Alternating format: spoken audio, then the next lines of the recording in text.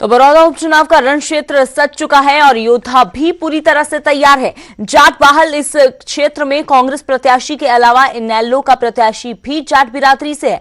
किसी समय में इनेलो का गढ़ कहे जाने वाले बड़ौदा में प्रचार की कमान खुद पार्टी सुप्रीमो ओम प्रकाश चौटाला ने संभाली है। ओपी चौटाला के प्रचार के लिए विशेष रथ तैयार किया गया है, जिसमें सवार होकर ओपी चौटाला प्रचार कर रहे हैं। इस मौके पर ओपी चौटाला से बात की हमारे संवाददाता मनोज कुमार ने। बड़ौदा उपचुनाव की तैयारियां चल रही हैं, हर पार्टी प्रचार प्रसार में लगी है और इस बीच हरियाणा के पूर्व मुख्यमंत्री और इनेलो के कद्दावर नेता ओम प्रकाश चौटाला भी प्रचार कर रहे हैं। गांव-गांव जाकर वो प्रचार प्रसार कर रहे हैं अपने पार्टी के उम्मीदवार के लिए और उनके लिए एक विशेष बस तैयार की गई है और हम इसे रथ भी कह सकते हैं। ओम प्रकाश चौटाला की इस बस में हम सवार होंगे, उनसे बातचीत करेंगे और जानेंगे कि बड़ौदा हलके की जनता इस बार क्या चाहती है और किस तरीके से वो मतदाताओं से अपील कर रहे हैं। अब चलते हुए हम बात करेंगे।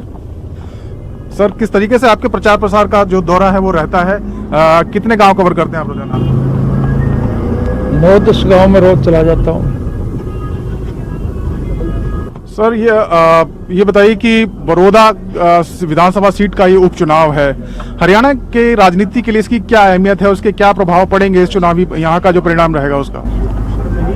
आज हरियाणा प्रदेश में कोई सरकार नहीं है, लुटेरों का एक गिरोह है जो दोनों हाथों से प्रदेश की जनता को लूट रहा है और आम नागरिक के लिए इस प्रकार के काम करते हैं जिससे वो लोग परेशान हो रहे हैं। सर, 2005 तक आपकी पार्टी के अलावा यहाँ कोई नहीं था, सिर्फ और सिर्फ इंडियन नेशनल लोकदल यहाँ से जीतती आई थी, लेकिन उसके बाद से फिर कांग्रेस ने सीट पर कब्जा जमाया। पिछले 3 चुनाव वो जीते हैं। क्या लगता है कि वो जो स्वर्णिम दौर था इनेलो का फिर से लौटेगा और कैसे पुराना जो आपका मतदाता है उसको पार्टी से जोड़ेंगे? सर, आज आम आदमी की जबान पे है और प्रत्यक्ष में प्रमाण की जरूरत नहीं। अब लोगों के दिमाग में एक बात बैठ गई कि जितनी भी सरकारें बनी हैं उनमें सबसे बढ़िया सरकार जो थी वो इंडियन नेशनल लोकदल पार्टी की ही थी। मुझे याद है आपने हाल ही में कहा था कि बड़ौदा विधानसभा सीट का जो चुनाव का रिजल्ट होगा इससे प्रदेश में मध्यावधि चुनाव का रास्ता खुलेगा और सरकार गिर सकती है। ऐसा क्यों लगता है सर? क्योंकि सरकार बीजेपी कहती है ना इससे सरकार बन रही है ना बिगड़ रही है। ऐसा इसलिए लग रहा है कि इंडियन नेशनल लोकदल पार्टी का प्रत्याशी जब यहाँ से भारी मतों से विजयी होगा तो सत्ता पक्ष के साथ जुड़े हुए जो विधायक हैं वो भगोड़े हो जाएंगे। मैं एक सवाल जेजेपी से लेकर और पूछूंगा आपसे। कल यहाँ दिग्विजय चौटाला आपके पोते हैं, बीजेपी के नेता, उनसे बात हो रही थी।